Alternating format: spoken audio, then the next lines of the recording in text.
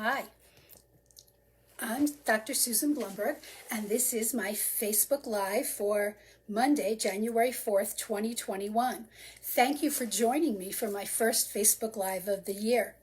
Today, I want to talk about how important it is to feel cared about and how hurtful it is when our kids say things that really hurt our feelings. They yell, "You hate me," or worse, "I hate you," and they say it with such venom and passion that it really hurts our feelings.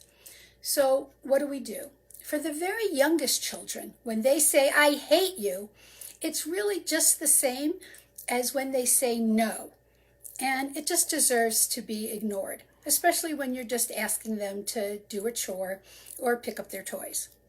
For tweens, ages 8 to 12 or 13, they know what the words mean, and they're doing it just to hurt your feelings, right? And so the most important thing is to say, "I know that you don't like being asked to pick up your toys or clean up your room or do your homework, but we do have rules in our house and they need to be followed, and I love you anyway." It's most important not to get triggered if you can at all avoid it and stay as calm as possible. Now, teens are a different story. Teens are unhappy, they're hormonal, and they're very difficult to please. But the most important thing, again, is to stay calm if you can and say to them, "I know that you don't like doing these tasks, but I do require that you follow the rules of our house and speak respectfully to me. If you can't, then you need to leave the room until you can."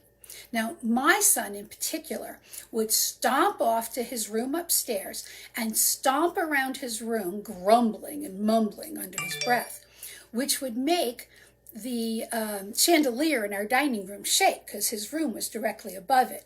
And my husband and I would sit in our family room and sort of chuckle at each other, watching the chandelier shake, knowing exactly what was going on. But we were comfortable with that because we preferred it to him being downstairs in the main spaces of the house, making all of us unhappy, and feeling that it was a suitable alternative. Now, if you do lose your temper, and in last week's Facebook Live, I told you that I did have a tendency to yell, especially when my kids were younger, lucky us, we get the opportunity to model how to apologize to our children. Now, last week I said the first and most important thing is to count to 10 or 10,000 if you're really angry. Take a quiet time and calm down before you do your apology. Then it goes something like this. You say to your child, "I'm so sorry I lost my temper. I know I shouldn't yell at you. Can you forgive me? And are we calm enough now that we can talk things through?" It's super important that we model this behavior for our kids so that they learn how to handle their own negative behavior, learn how to apologize, and then learn how to problem solve together successfully. Most important, then follow through on whatever solution you problem solve together. I hope these tips have been helpful to you in learning how to handle when our kids take out their negative feelings on us as parents. It does get easier with practice, I promise. But it's really important that we look at the developmental level of our child, respond appropriately, and most of all, remember that we're the adult and we can help our kids handle this.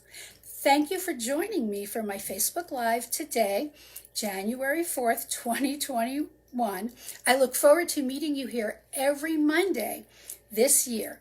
You can also follow me on Dr. Susan Coaching on Instagram, at Susan L. Blumberg, PhD on LinkedIn, and on my website, drsusanblumberg.com. I'm looking forward to sharing a lot more of these tips with you this year.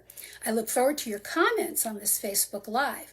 And most importantly, follow these spaces on Thursday, January 7th. That's this Thursday.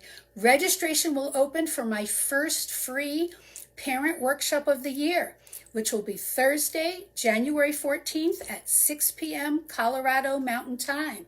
Looking forward to seeing you there as well. Take care. Bye.